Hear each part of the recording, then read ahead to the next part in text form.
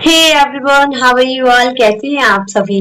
आज हम लोग कवर करने वाले इस क्लास में हमारे क्लास 10। ऑफ कोर्स मैं एमपी बोर्ड वालों की बात कर रही हूँ, लेकिन सभी को पता है ऑल स्टेट बोर्ड तो सेम ही है, तो क्या दिक्कत है ना? मैं सबके ही बोल देती हूँ। तो मैं ऑल बोर्ड्स के जो सबसे इंटरेस्टिंग पोयम है फायर एंड आइज, उसके क्वेश्चन आंसर को इस क्लास में कवर करने वाली हूँ। तो चलिए देख लेते हैं। ओके, चलिए फर्स्ट क्वेश्चन जरा अपनी नजरें घुमाइए जनाब और देखिए।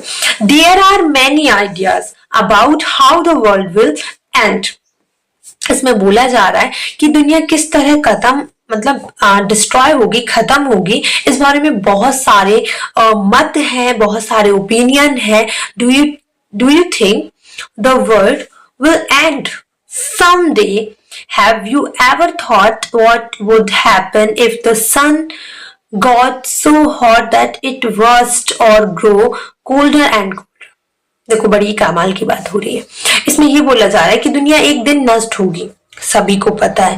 मतलब ये एक प्रकार का क्वेश्चन भी है कि आपको क्या लगता है कि दुनिया खत्म होगी? क्या आपने कभी सोचा है कि अगर सूर्य एकदम से गर्म हो जाए और एकदम गर्म हो जाए एंड फट जाए, वर्स्ट हो जाए, ओके, या फिर एकदम इतना कोल्ड हो, इतना कोल्ड हो, मतलब कोल्डेस्ट, यहाँ पर तो कोल्डर लिखा है लेकिन मैं बोल देती हूँ कोल्डेस्ट हो रहा है, तो फिर क्या होगा? तो चलिए इन पर चर्चाएं करते हैं। बड़ी इंटरेस्टिंग क्वेश्चन है, 3 क्वेश्चन है, ज्यादा क्वेश्चंस इसमें नहीं है। ऑफ कोर्स मैं इसका सेंट्रल आइडिया भी देती हूँ। ये देखिए फर्स्ट में लिखा हुआ है, इसके बारे में हम लोग लास्ट में चर्चा करेंगे, ठीक है? मतलब लास्ट में इसका आंसर देती हूँ, मैं समझा देती हूँ आपको। देखिए, yes I think the world will end one day and there is nothing we can do about it. The reason that out of 8 planets life exists only on earth is that the temperature and water is apt to make it possible. देखिए बोला जा रहा है कि yes मुझे लगता है कि एक दिन जो दुनिया है वो खत्म हो सकती है। There is nothing we can do about it. और इसमें पता है क्या, एक सबसे अच्छी चीज ये है कि हम कुछ नहीं कर सकते हैं। We can do about it, कुछ भी नहीं किया जा सकता है। The reason that out of 8 planets, देखिए हमारे अगर हम दुनिया की बात करें तो जैसे अपन सभी को पता है कि 8 प्लैनेट्स और ऑलरेडी है, लेकिन उन पर जो है लाइफ जो है सिर्फ एक ही प्लैनेट पर है जो कि हमारा अर्थ है। और इसका सबसे रीजन क्या है सबसे बड़ा, कि यहाँ का टेम्परेचर, वाटर और ऑफ कोर्स इसकी वजह से ही जीवन सफल हो पाया है, जीवन संभव हो पाया है हमारे यहाँ पर, ठीक है? If the sun gets so hot, अगर सन जो है वो बहुत ज्यादा गर्म हो जाएगा, दैट इट वर्स्ट, वो फट जाएगा। There will be fire everywhere and it would lead to destruction to earth. तो कहा जा रहा है इसमें जैसे कि हाँ मुझे लगता है कि दुनिया एक दिन खत्म तो होने ही वाली भैया, हो सकती है हो जाए, लेकिन हम मरेंगे फिर ही होगी, हमारे मरने के पहले ना होगी। तो टेंशन ना को लेने का, ठीक है?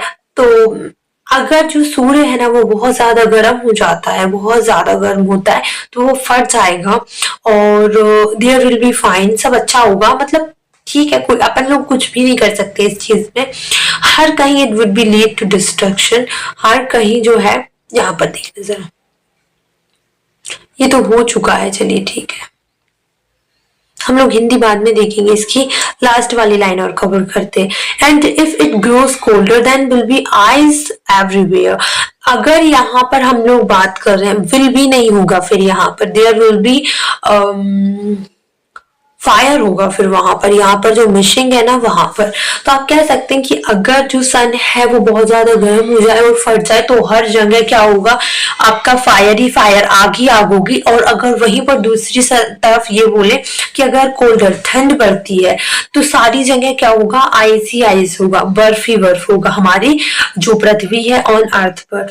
Life is any form would not be able to sustain in such a low temperature, क्योंकि लाइफ बिल्कुल भी संभव नहीं है लो टेम्परेचर पे। जो टेम्परेचर अभी चल रहा है इसी टेम्परेचर में हम लोग जी सकते हैं।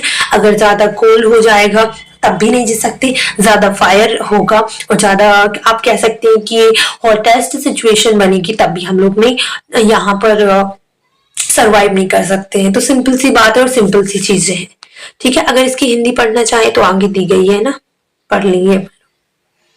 देखिए, अगर सूर्य बहुत गर्म होकर फट जाए तो सब तरफ आग ही आग होगी, जैसे मैंने कहा था पृथ्वी का संपूर्ण विनाश हो जाएगा। और अगर पृथ्वी ठंडी होकर जम जाए तो किसी भी रूप में जीवन इतने कम तापमान पर सहन नहीं कर पाएगा। तो दोनों ही साइड से आप ये समझ सकते हैं कि अगर कम टेम्परेचर होगा तब भी हमें नुकसान है और ज्यादा टेम्परेचर होगा तब भी हमें नुकसान है। दोनों ही सिचुएशन में हमारा ही घाटा है। क्वेश्चन नंबर 2 देखिएगा। For frost, what do fire and ice stand for? बहुत ही सिंपल क्वेश्चन है।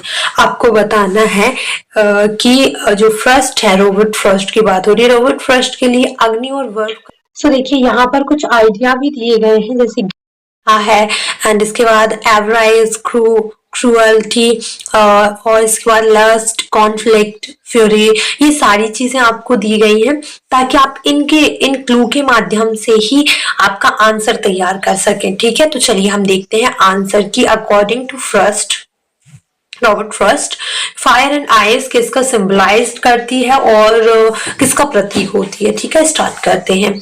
चलिए देखिए, कहाँ पर अगर कहीं पर भी आपको लगे कि नहीं समझ में आ रहा है तो प्लीज मुझे बता दीजिएगा। अकॉर्डिंग टू फर्स्ट,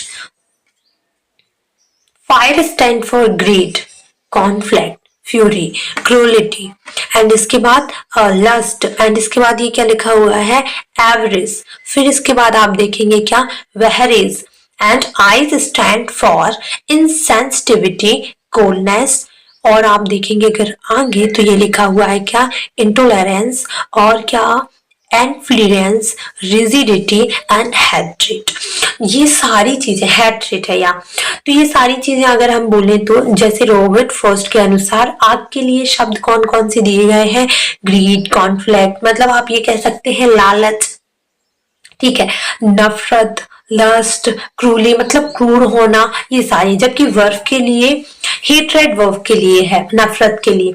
यहाँ पर बताए क्या, सिंपली आप ये कह सकते हैं कि पोएट ने बोला है, रॉबर्ट फ्रॉस्ट ने बोला है कि लालच जो है किसका प्रतीक होता है, फायर का। या और अगर हम वहीं पर बात करते हैं किसका, आइस का, तो आइस किसका प्रतीक है, नफरत का। अगर हम लोग नफरत ही करेंगे एक दूसरे से, जलन, ईर्ष्या, घृणा होगी हम लोग को, तो उससे भी दुनिया का अंत हो सकता है। तो कहीं ना कहीं हर एक चीज आपको बहुत ही क्लैरिफिकेशन से बता रही हूँ। कुछ वर्ड्स ऐसे हैं जिनके मीनिंग आप आसानी से भी समझ सकते हैं, बहुत ही सिंपल है ना। इसका आंसर बस इतना ही।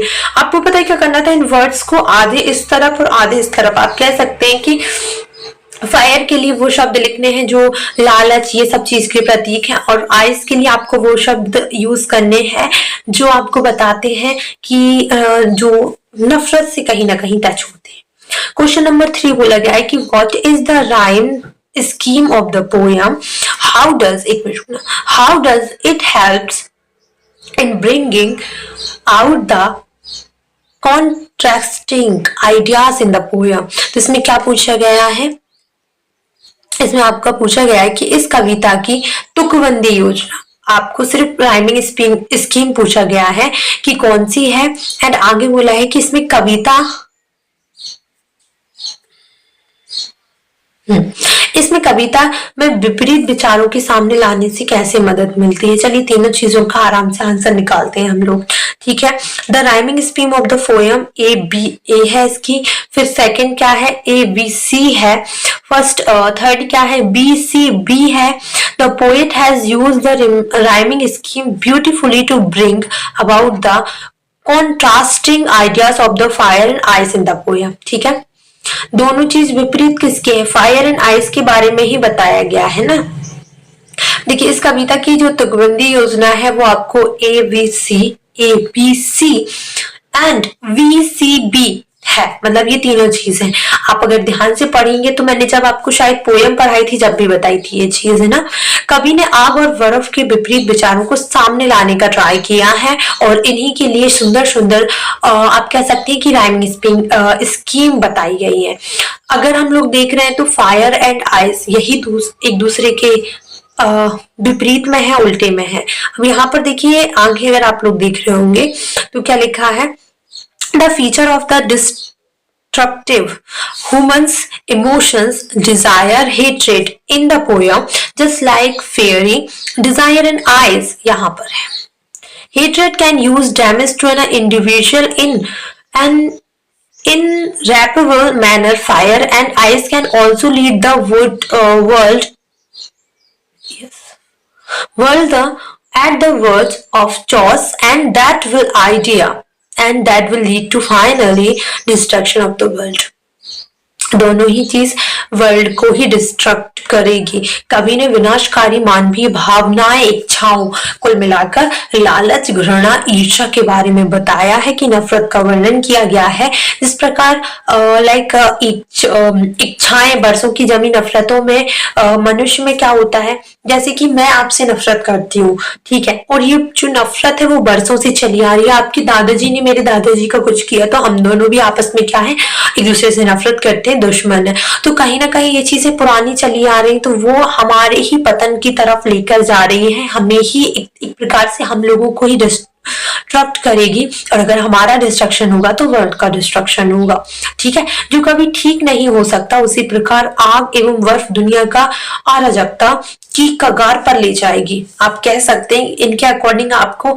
हमारे एक दूसरे के भावी मानव में जो इच्छाएं होती मानव में जो भावनाएं होती है वो भी बताई गई है और अगर हम फायर एंड आइस के बारे में बोलें तो ये दोनों ही इनफ है दुनिया को खत्म करने के लिए ठीक है जो एक दुनिया को अंतिम विनाश लीला होगी मतलब कह सकते हैं आप इस तरीके से कुछ वर्ड्स तो मुझे हिंदी के नहीं समझ में आते इसमें पता है क्या चलिए ठीक है तो इसमें 3 ही क्वेश्चन दिए थे जो मोस्ट इंपॉर्टेंट भी है और मैंने वादा किया है कि मैं आपको ऑल क्वेश्चंस दूंगी तो इसमें इतने ही क्वेश्चन है जो आपकी टेक्स्ट बुक में पूछे गए हैं जो फर्स्ट फ्लाइट की बुक में पूछे गए हैं आपके जो इंपॉर्टेंट क्वेश्चन आंसर की सीरीज है वो आपको डिस्क्रिप्शन में लिंक तो मिलेगी वहां पर नहीं समझ में आता है तो प्लेलिस्ट जाकर चेकआउट कर ले bye bye take care Radhe Krishna video पसंद आई तो प्लीज वीडियो को लाइक कर दे कुछ भी चाहिए हो आप मुझसे पूछ सकते हैं एनी रिकॉर्डेड वीडियो पर bye bye take care Radhe Krishna